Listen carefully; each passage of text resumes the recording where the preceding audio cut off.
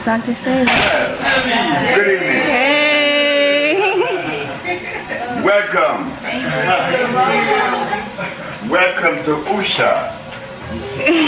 Let me.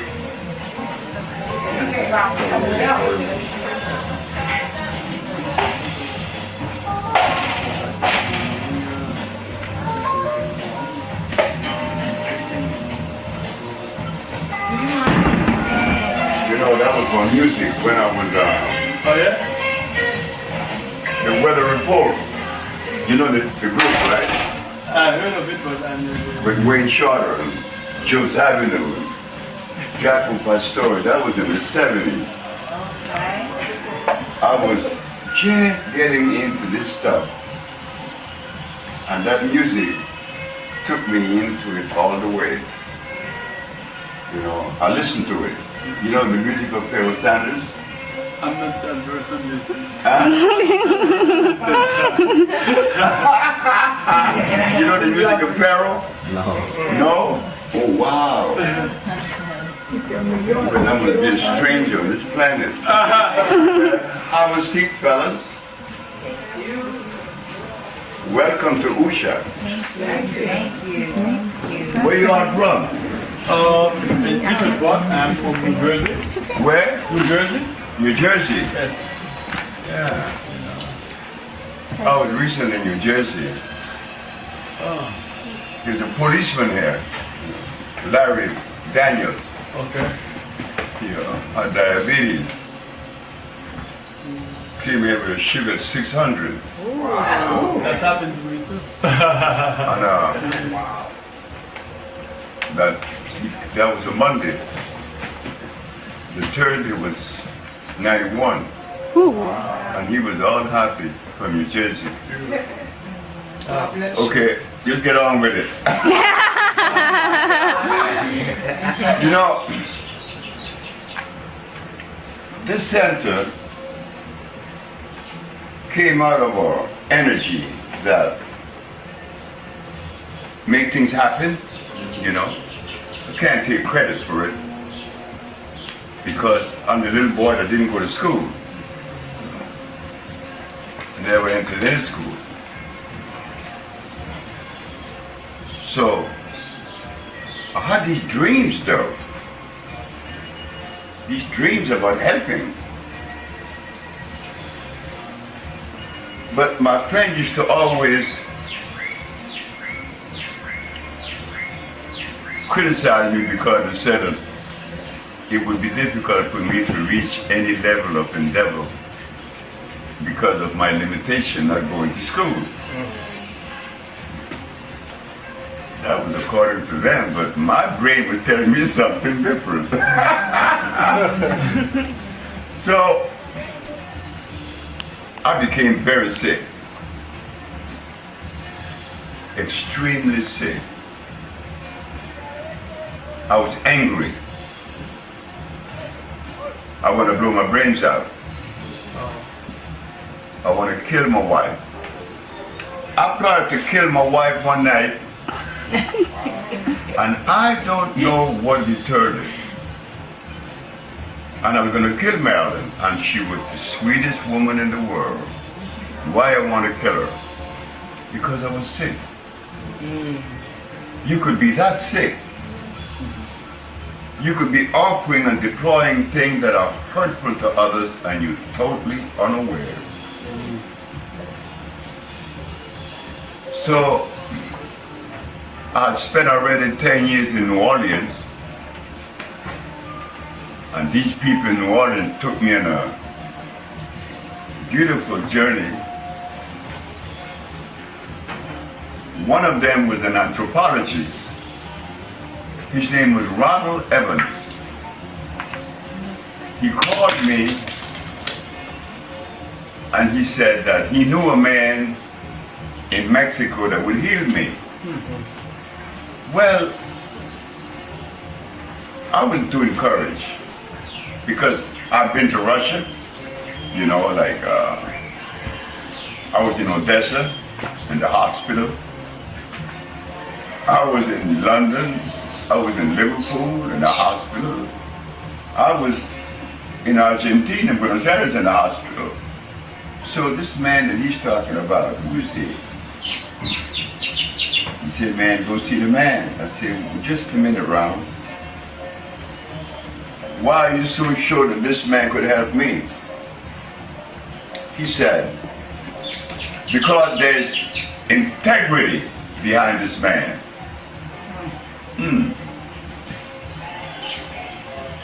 I jumped in my little Volvo from LA, and I'm gone to Cuernavaca.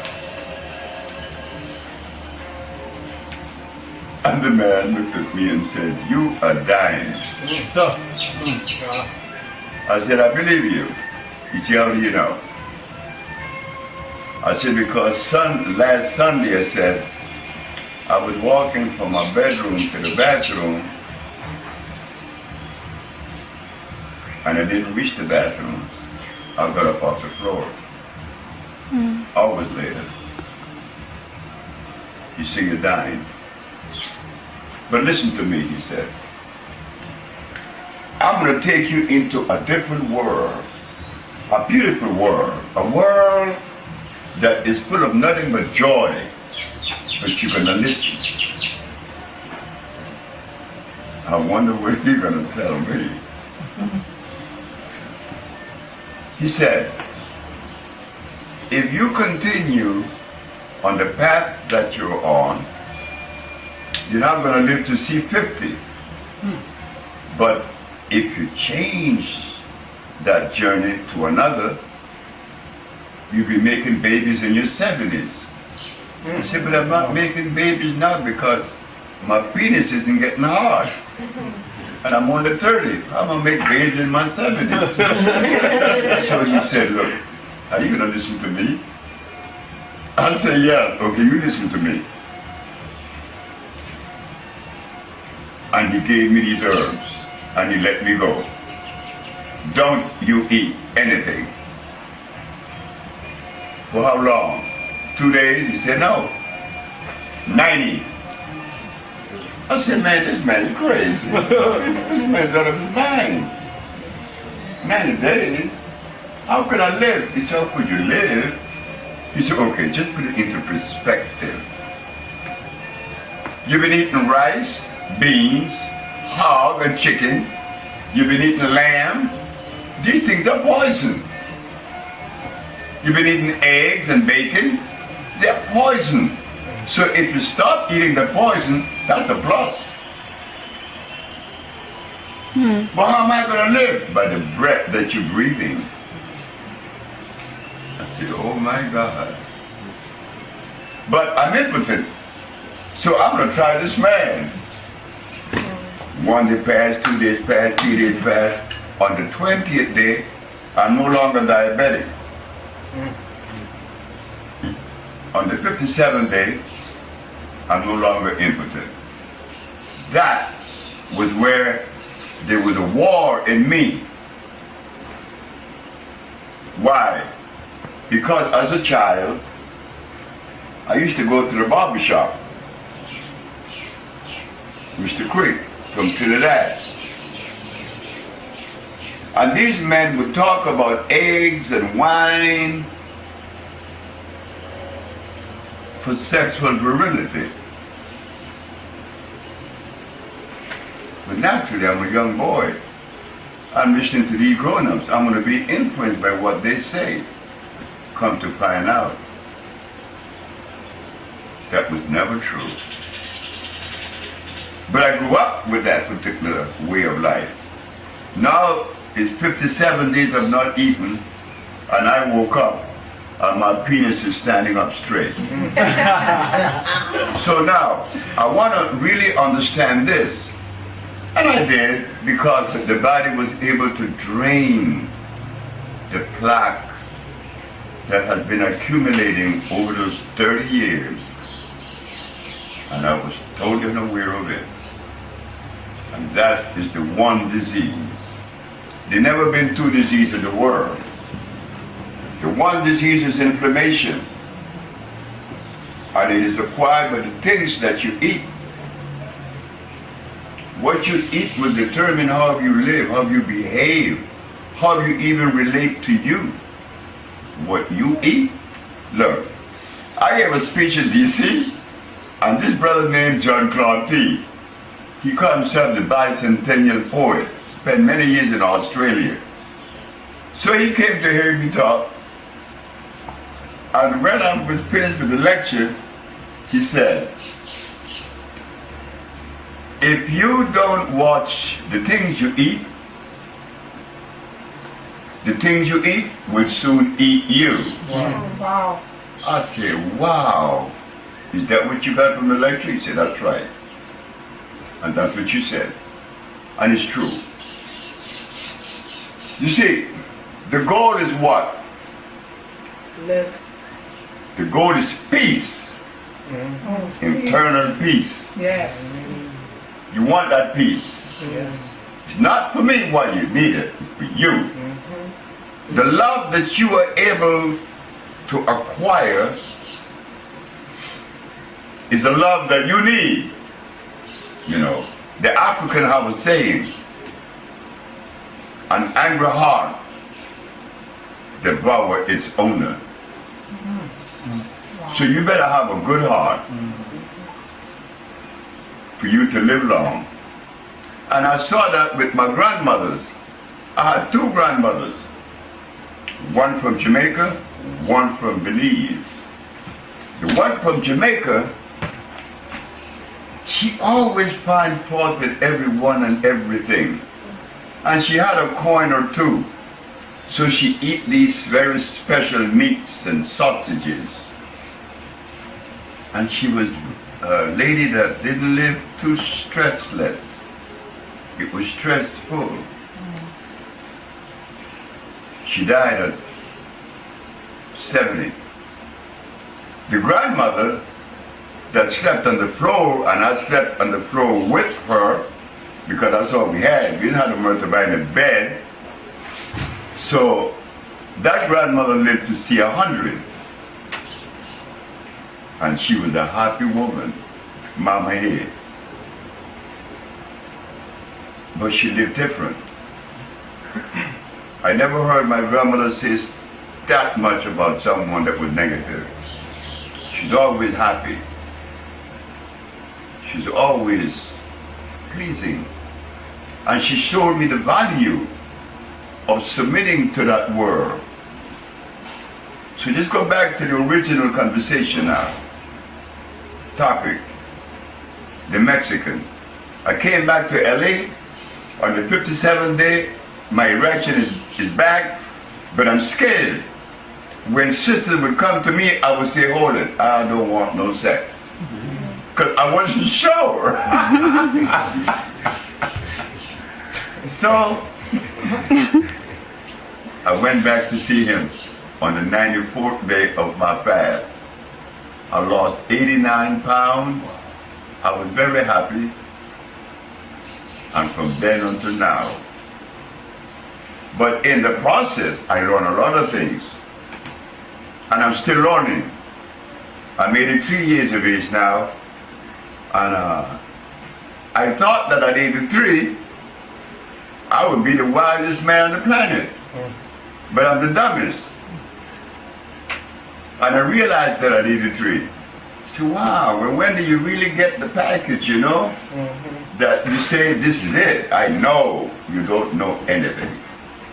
And this is why I'm in love with the Pope today. The Pope in Rome, man, I would never believe that I would say these things about a Pope.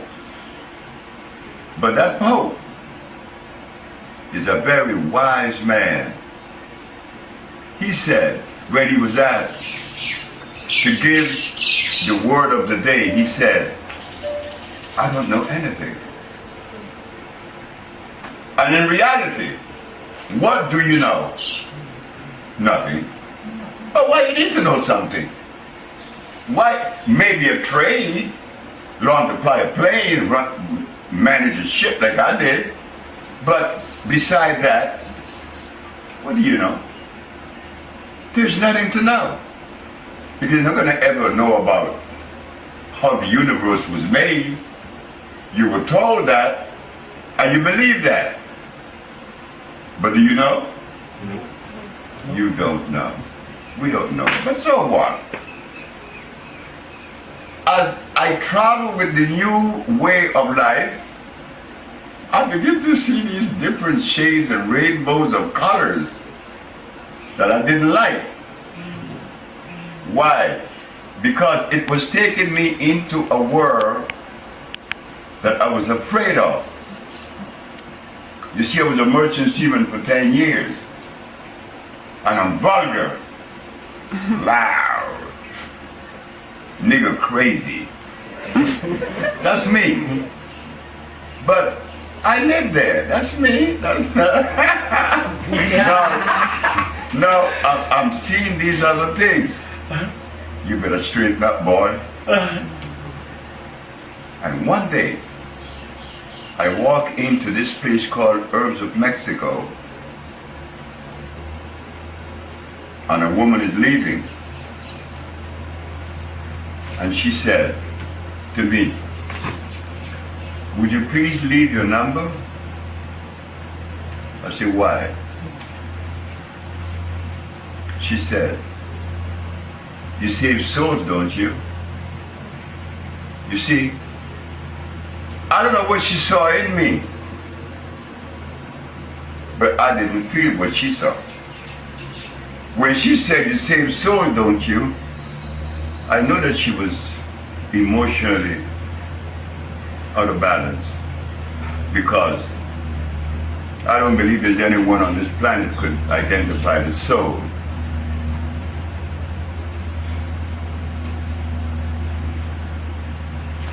I begin to pay heed. Then these sisters in Los Angeles, I was a steam engineer, and I'm experimenting with these herbs. I'm going to Herbs of Mexico to buy these herbs. And these sisters started coming around. Abby Lincoln, Marla Gibbs, Sherifu, all these sisters, Uta, and Mwalimu. And they were getting these herbs, and they were feeling good. And the name is Sebi. And the day that they gave me that name in that ceremony, I knew that with that name came a responsibility. A responsibility that I was not prepared to carry out. I mean, I knew it. So I had to lay back for 5 years, reprogramming myself, such as certain words. You know, seaman, we cuss every 5 words. Certain behavior.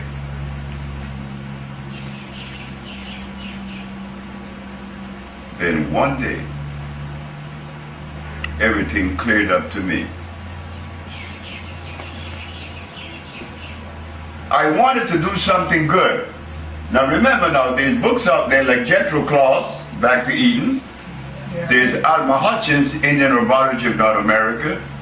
There's Ivan Kirkikov, the Russian. There's Hipólito Rodriguez. There's Myers. There's Culpepper. But they all made the same recommendations for the same disease. No. Yeah, but no one is being cured. Somewhere along the way, the science of biochemistry came into my head. Why? Biochemistry, the chemistry of life. And it is in that science that I spent 5 years. Then I could see. I could see clear now. I cannot use peppermint. I can't use aloe vera. I can't use echinacea. Why? They are hybrids. What do you mean by hybrids? Hybrids mean a product that was made by a laboratory. Wow, I can't believe that I run up on this thing. I'm in Washington and I got a call from Dr. David Ayensu. Dr. David Ayensu is a botanist. He's a member of the Smithsonian Institution. Dr. Sebi, I heard that you have done some research in herbs, with herbs, but have you ever considered using the rosy periwinkle as a cure for leukemia? I said, Dr. Ayensu, many people have been cured of leukemia without the aid of the periwinkle. But as for the periwinkle, it is a plant that was hybrided in Madagascar by the French. Its molecular structure is incomplete. It's an acid-based substance. What do you mean? I said, I mean just what I said. The periwinkle is a hybrid plant. He made that mistake because he didn't quite understand the science of biochemistry. And even Hippocrates, the Greek, he said one of the first consideration, never allow your patient to receive from you something that hurts. Ginseng hurts, peppermint hurts, echinacea hurts, carrots hurts, beets hurts. You don't do that. I used to drink more carrot juice than anybody in the world. I had more mucus than anyone else too. As I began to put the science of biochemistry in the mix, in the equation, that was when I began to produce these products. Because one of the herbs that I used to like to think was the stuff, was comfrey. And because I was a steam engineer, I had the privilege to use the laboratory to break things down for ionization. I learned that. And when I took a pH of comfrey, it's 4.8. Oh my God, I said no. Oh no, I'm wrong. What do I mean by 4.8? It means this. In nature, everything is electrical. For it to be electrical, it has to have a pH of more than 7. 7, as you know, is the neutral point in breaking things down. Hydrogen ion concentration. You call that pH. How we translate this into something sensible, Dr. Sebi? Okay. pH of 7 is neutral. 7.1 is alkali. 6.9 is acid. Wow. And as you go down the road, as you get smaller in number, the more acid the substance. As you go higher in number, the more alkalinity there is. 7 is neutral, but 7.1, the water here is 9.8. Very high in oxygen and alkalinity. So you want to select everything from a pH above 7, but comfrey is 4.5. Oh, I was so disappointed. Then I took burdock. Burdock is 9. So what's the difference there? One is native, one is non-native or made. Okay, I begin to put the compounds together and I begin to hear the result. And Ladies and gentlemen, my first patient was a blind man, Mr. Fredericks. My little girl, Usha, was 9 months, but Usha could talk. She could talk at 9 months, and I had her in the kitchen with me, and I was talking to her. And when I look out the kitchen window, there's someone there. He said, "Look, I'm blind. Could you help me?" I said, "I'll try." I was an engineer still.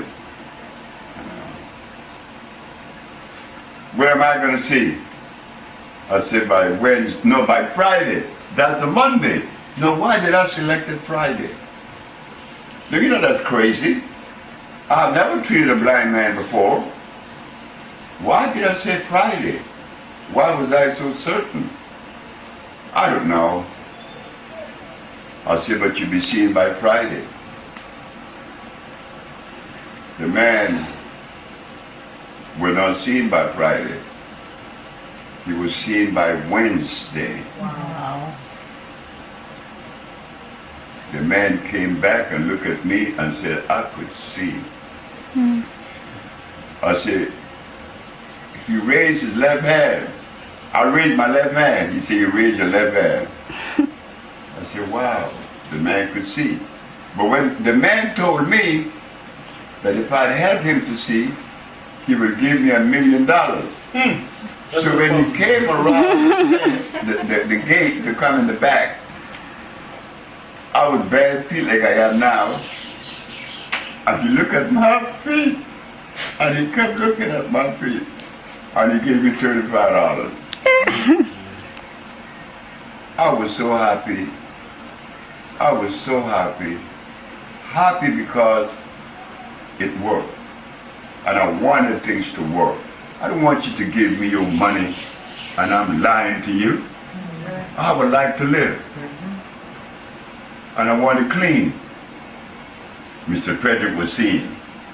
And then the Japanese came with his wife, Fred Takashita.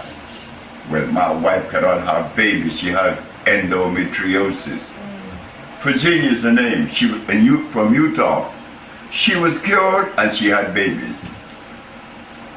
And so it went. And one day I left. What a day for me. The journey of the messenger of healing. Because I am not the healer. The healer is a woman. I'm only the messenger.